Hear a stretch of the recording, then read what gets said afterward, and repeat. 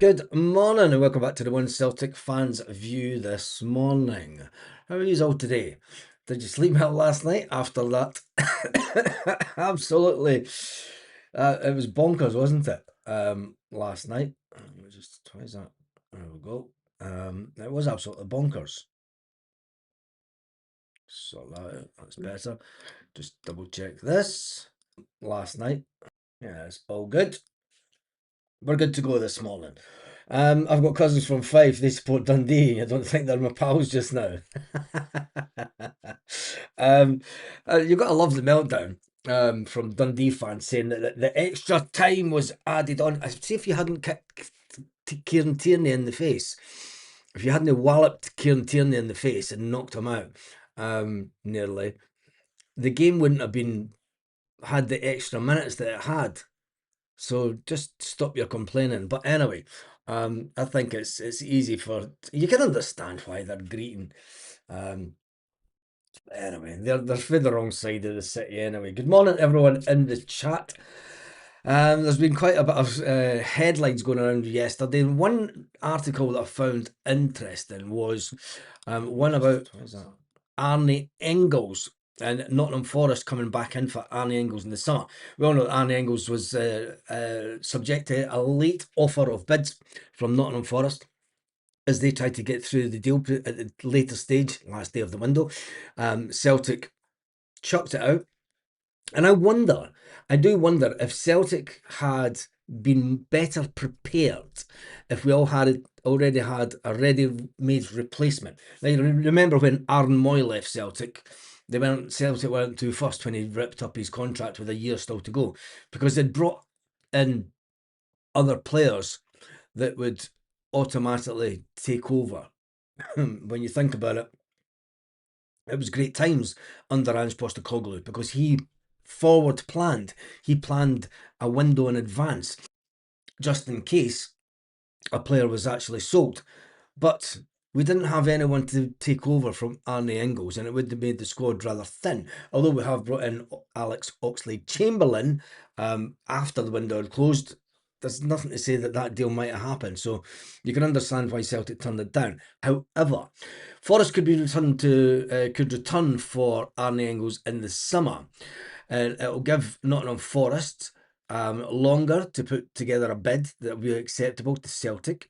Is it more than the 25 million that they're looking for Arne Engels? I think it is. I think it's between 25 and 30 million that they're looking for Arne Engels.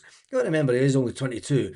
And this article goes on about the strengths and weaknesses of Arne Engels. Thanks, Odd Job Community.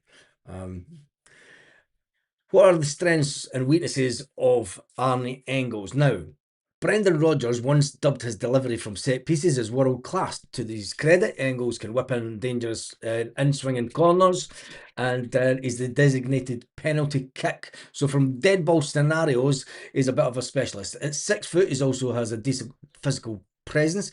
One of the tallest players in Celtic's relatively small starting 11.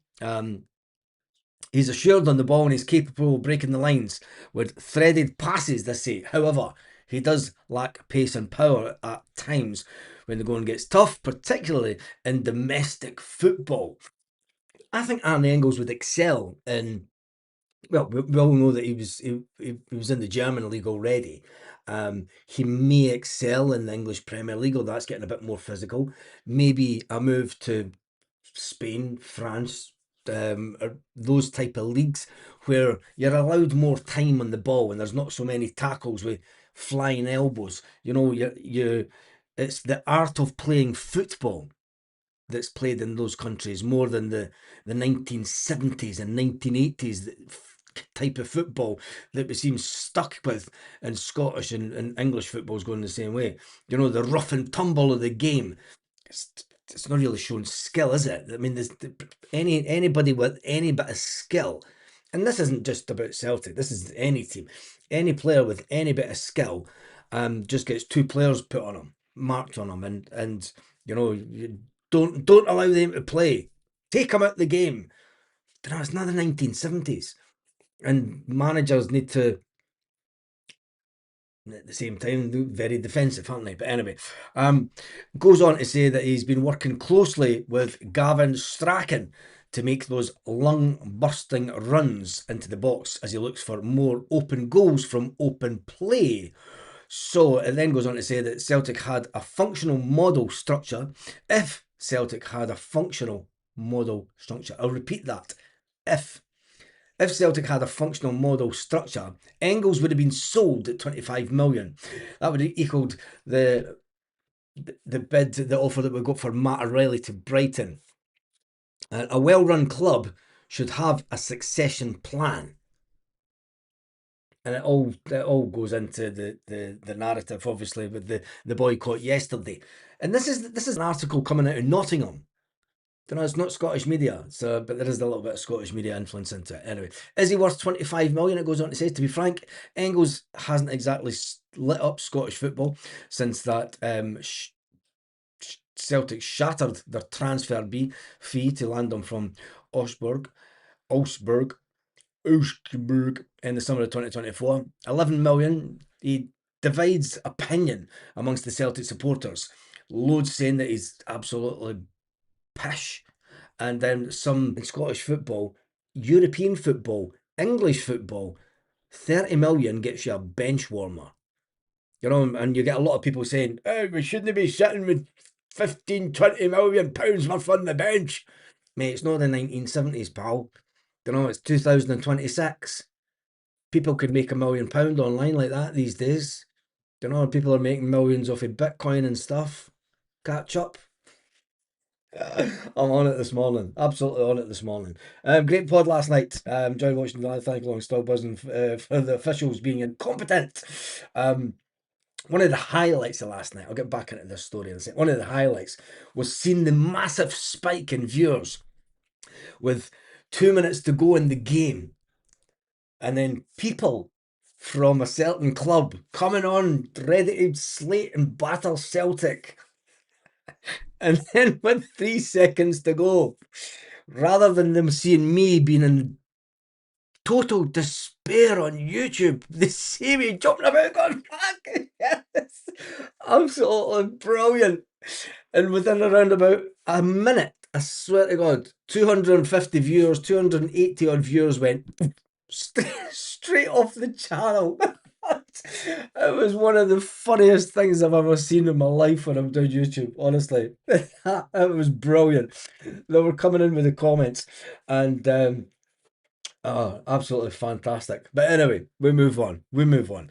Anyway, what do you think will happen with Arne Engels in the summer?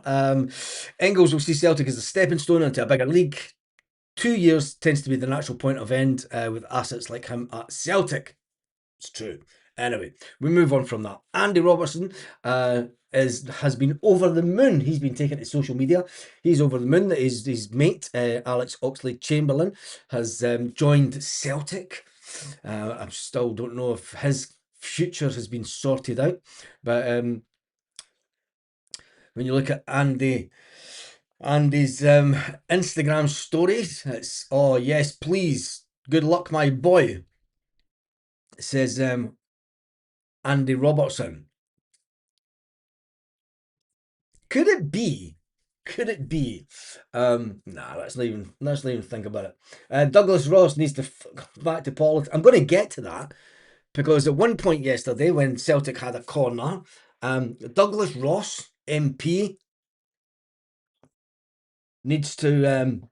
Why was he standing right on the corner flag, talking to the player, not allowing him to take the corner, even though the ref was like, "Come on," but Douglas Ross found it in to try and put the player off. We know that he's a Hun.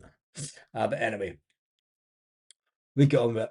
Ross Dallas beating Dixon all in the one game. What a treat. I know. And to make it even better, and it was probably, it was more than likely all their lodge members that joined joined onto the live yesterday and disappeared in one go. It was fabulous. It's the only time that I've actually enjoyed having a dip in the viewers. Because it was obvious that they come on to gloat when we were getting. Let's face it, we all thought we were going out. Even Martin O'Neill was relieved. Martin O'Neill says that You know, he was glad that Celtic found a way to progress in the Scottish Cup. He thought that was it. He thought we're going out. You know, we've not done enough. I've made too many changes. The wife was right. We fucked it, but not really. Up steps a fantastic Celtic player, in the making, in the making, and he did look rather excitable, and he did. And I'm not too sure about his goal celebration. That goal celebration should be just like it was the King of Kings that did that. But is Junior Adamu about to come and say, I want that title? It's too much in the first game. Consider the first game for Henrik Larsson. He passed the ball to Chick Charnley, and Chick Charnley takes it and scores a goal. Junior Adamu, I could still, that's sublime. That sublime little back heel. Tuslin was the defender. The ball comes into him, and he knows what he's going to do.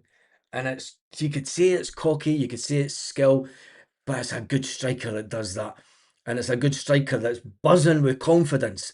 Something that we've been not had, let's face it, this season. We've not really had since Kyogo was absolutely fantastic. Benji does that too with his tongue. It's a Swedish, so it's allowed. He's Swedish, so it's allowed. I mean, let's talk about that goal because it was fantastic. That little back heel, just a wee poof into the back of the net. He knew exactly what he was doing, but Baz, get a grip. Don't put that on lad already. It's unfair. It was a beautiful goal, mate. Do you know? And he's doing the Henrik Larsson celebration. Listen, if he can score 10 goals between now and the end of the season, we'll wait and see. But I thought it was phenomenal. And he's a lively lad, and I didn't think he was actually as big. You know, he's a bit of a unit, isn't he? He's not going to get bullied around in Scottish football. Fair play to Martin O'Neill, and fair play to Sean Maloney, for picking this guy out. Don't know. He gives us something completely different. I mean, Johnny Kenny was a tall lad, but he just didn't have the physical presence. Don't know. He didn't have the upper body strength. That's probably what it is. And Junior Adame looks as if he's not going to take any shite, as they say. But anyway, Douglas Lawson looks like a character from League of Gentlemen. No one knows he has a snout. Damu's Norwegian, definitely knows his Celtic stuff. If that's his form for 4 million, he's a bargain. He's a bargain. He was unlucky with effort after Tanetti scored, keeper out over. Yeah, it was just when he put it over. But it's interesting. Why did the guy not see red for kicking KT? Listen, we could go on about there's no point in talking about decisions we didn't get yesterday, because you could get a book out and you could write a book. The penalty decisions that we didn't get, player getting pushed inside the box. There's no point. We know it's Scottish football. We know, and this is what will make. There's always one game a season. If you think back to Ange Postecoglou, it was Ross County when the Bricky scores a late goal up at Ross County.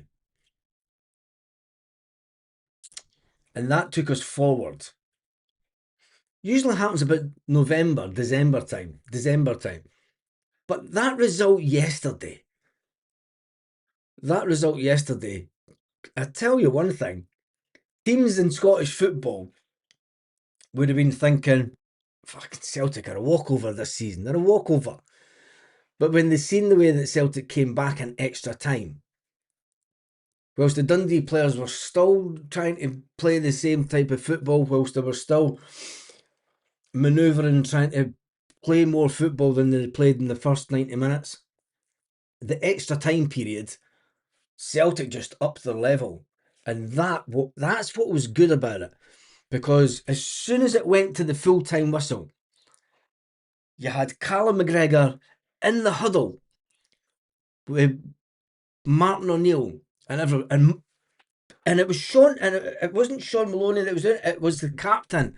The captain was fucking telling them how to get this game won, and we go out and score a goal next to it. I'll take Thistle at Celtic Park in the next one of the round. Well, there is games that are on today. Tenecti was on fire when he came on, cracking player. A lot of people have been giving Tenecti stick. Total giving Tenecti stick, which these and saying that he's a Marmite type player. But he came out after the game last night, also said that, look, I need to be scoring more goals. But getting back to Martin O'Neill admitted that he was staring Scottish Cup exit square in the face. Celtic scored the last gap winner against Dundee before going on to claim a remarkable extra time triumph. And Martin O'Neill looked absolutely knackered at the end of the game. And I mean, he looked as if he aged about 5 years during that 90 minutes. Can he be good for a 73-year-old man getting it? You're fucking in the fucking river, you fucking winger. There was 25,000 at the game last night, said Stephen. I'm just waiting on Martin O'Neill going, you want some? I'll give it to you. You want some? I'll give it to you. We old geezer giving it loud at the side of the pitch. Extra time new signings just added speed. We've been missing that. Yep. And Stephen says there was 25,000 at the game last night. It'll be interesting to see what Celtic do this week with regards to the boycott and how quick they have conversations with the Celtic fans collective and everyone else individually.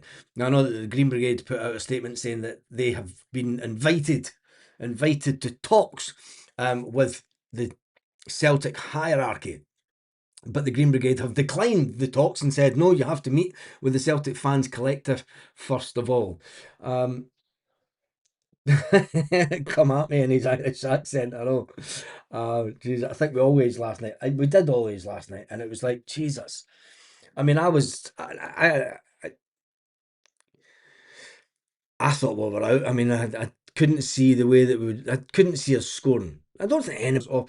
I tell you one thing, and it's got to be said, the first half was woeful, and Rio Hatate. I hope there's been a lot of speculation. There's been a lot of speculation about Rio Hatate maybe going to Brazil because that's the window that's open, and I hope it happens. I'll be honest. I hope it happens because Rio Hatate is, do you know, who would you say impressed you most out of the new players? Now, a lot of people were giving Vuka stick. I think he was trying to show off a bit too much in the game. And you could see the raw excitement and the talent, and it just wasn't clicking for him. I thought Vuka and Araujo were playing fantastic together on that side, but it just wasn't clicking for him in the final third. So Martin O'Neill, I think Martin O'Neill was just trying to give as many players as possible a chance to play last night. It was maybe always saying, look, we're going to give you the first half, we're going to give someone the second half, you know, and the squad rotation thing was already planned out before the game. Martin O'Neill said it was too much. I thought he was decent, although some people say that he was rubbish and he's not any better than Balakwisha. Araujo is. It's crazy to think that he's a Wilfred Nancy signing. Julian Araujo, I'd make sure that deal could go through. And then you've got to say Sriracha when he came on. Although he's not a new signing, he was a new signing earlier on in the season. Sriracha's a cracking player. Big Tam wasn't getting a lot of the ball. And that's not Big Tam's fault. It doesn't matter what. You could have put any striker up front last night, the first half of the game. We just couldn't get the ball into the striker. And he was getting pulled and pushed all over the place. He knew he was in a physical contest yesterday. And I think it was always planned to bring Julian Junior Adamu on. He's a fantastic little player. I think they all played their part. They all give us something different. And fair play to Martin O'Neill for bringing each and you can understand why Sean Maloney and Martin O'Neill picked out individual players to be brought to the club for what they can offer, rather than just going out and saying, look, well, let's go and get 8, 9 players and we'll just fill up the squads. Do you know, they all have their own little individual bits of what they can bring, and let's just see how they'll get on. But for me, I would say, who impressed me the most? It's got to go back to Julian Araujo. I think he's a player that he's suited to Celtic. Do you know, he's played in Spain and everything. He's a player that I think Celtic should try and get. But anyway, Hatate bad. Where was Bernardo? The midfield was ranked rotten. Hatate's meant to be the link between and going forward. Every time Hatate got the ball, rather than picking out Bernardo, he turned round and passed the ball back the way. There was one point Callum gave him the ball, and Rio couldn't turn around, and he passed it back to Callum. Callum gave him the ball again and went like that, go forward, and he turned around and he passed it back to Callum. And you're like, fucking Jesus, honestly, unbelievable. But that's just the way it is. It's just the way it is in football. Anyway, so moving forward, minute and breakdown. Just for that. Can't understand why it wasn't a penalty. Okay, push the player. Not pulling back. That can't be right. I'm not even going to talk about it. Apparently he's happy here, and he'd like to stay. Yeah, that's till the end of the season. I think that that who's happy? Arne Engels. Yeah, Arne Engels will stay till the summer, but then he'll move in the summer. If you're on about Hatate, get Hatate for it. I feel Bernardo can't play with Hatate. Hatate goes missing. Bernardo gets caught out covering his lazy arse. Unfair. I think so as well. Baz Nancy cheerleaders for sale in Celtic shop. Only 10 pence. Only 31 days on it. Ay ay ay. Bad one. There is sound, Stephen, because I've just listened to it. So it's your end that there is no sound. Because I'll let you even hear myself. But who's happy? Arne Engels. Yeah. But anyway, no Araujo. No Araujo? Interesting. Bernardo needs moved out. Not good enough now. Not good enough now, but it was good enough for Celtic to go in for him, and he was worth £6 million. It's Celtic that have made him not good enough. You know, it's Celtic not playing him enough that that has ultimately made the player worse. Stephen, you need to go back out and go back in.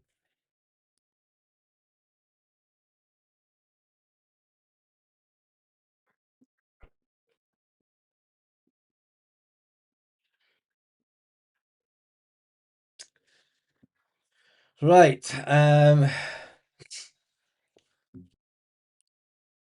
Done that, we've done that, we've done that, we've done that, we've done that. Where do the Celtic fans collective go from here?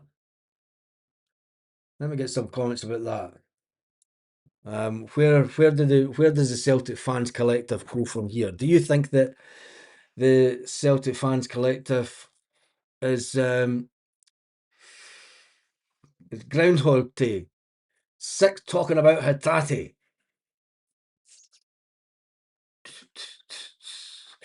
And sick talking about Hatate. Let's talk about Tenecti then. Is Tenecti one of those players? How long can we keep a hold of Tenecti? That's the big one. Because he looks like that he's going to be the next player that will be worth a decent amount of money. I think. Because when he turns it on, when Tenecti turns it on and he takes on players, I can't wait to get him and Jota.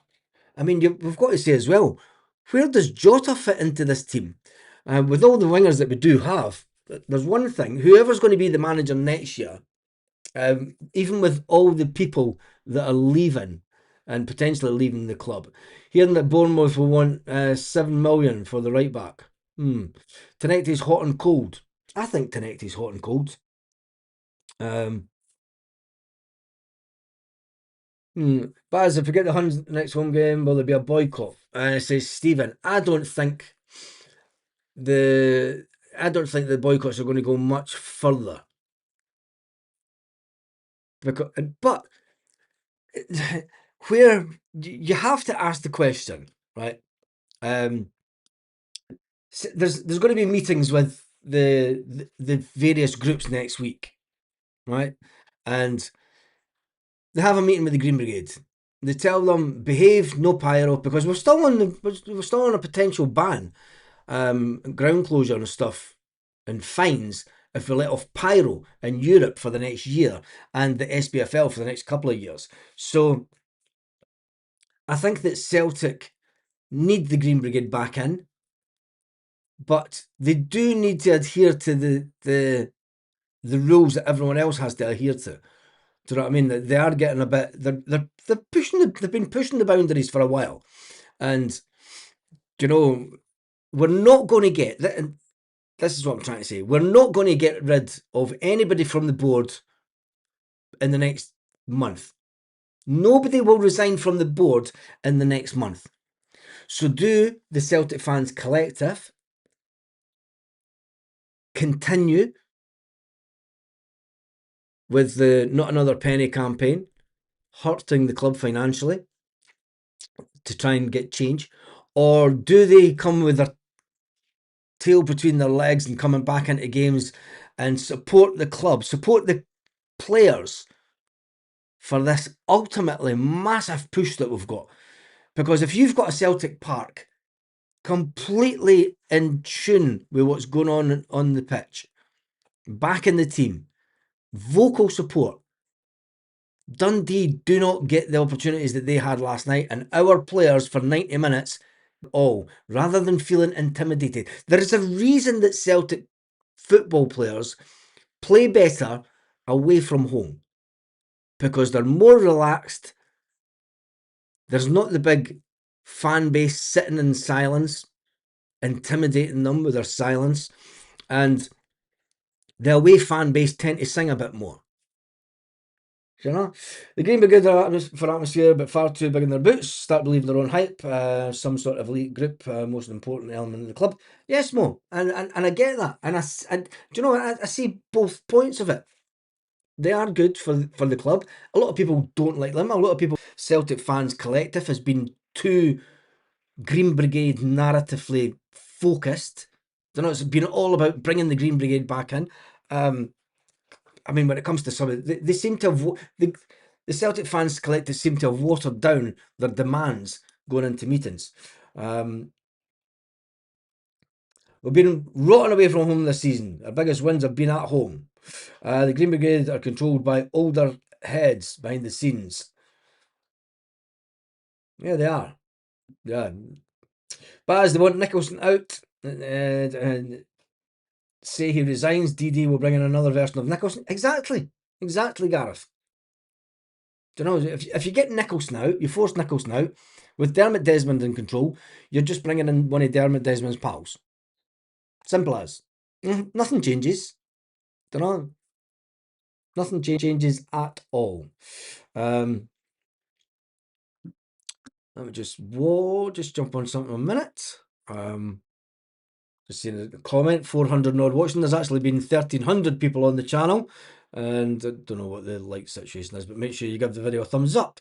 Anyway, morning to Stephen Johnson, morning to Tony Stewart, morning to McLaughlin, to Willie, to Pablo. Mostly have a love-hate relationship with the Green Brigade. Mostly have a love-hate relationship with the Green Brigade. I think that most fans do. I think that if the Green Brigade were to get back to putting out songs like Disco Land, you know, songs like that, I just can't get enough. That pulled the fan base. The Green Brigade have got a lot of responsibility, and I think that they think that responsibility has went to their head a bit. And you know, we'll sing what we want. Well, no, see if you got the rest of the stadium singing the way that you used to. You used to motivate the stadium to get into singing and making the stadium fucking an amazing. theatre. You know, spitting your dummy out and just. I mean, I get it. Keep the rebel songs going, but I would never. I would never say stop with the rebel songs, because it's Celtic. We're born through oppression. So get Jerry Cinnamon in. uh, why is a guy who's never seen it or games got so much control? Because he owns 38% of the club. He owns 38% of the club. And that's the only reason that Dermot Desmond has so much say, because he owns 38% of the club.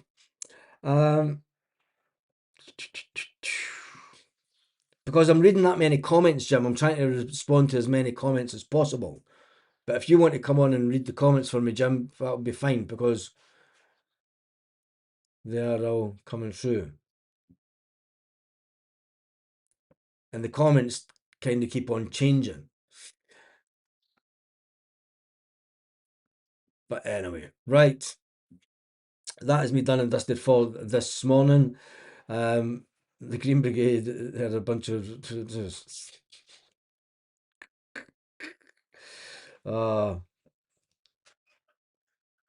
Baz back day one. My family was about to join the board. So there you go.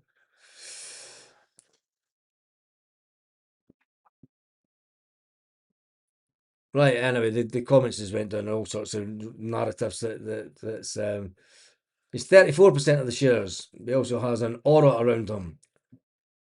There's a personality. Right, and he also sold property to Jeffrey Epstein. Anyway, on that note, have a fantastic day, Celtic fans, wherever you are, all around the world. Will we be back on later today? I might come back on later on this afternoon. Just once everything's died down a bit, and I've got some stuff that I need to do around the house today. So anyway, have a fantastic day, Celtic fans, wherever you are, all around the world.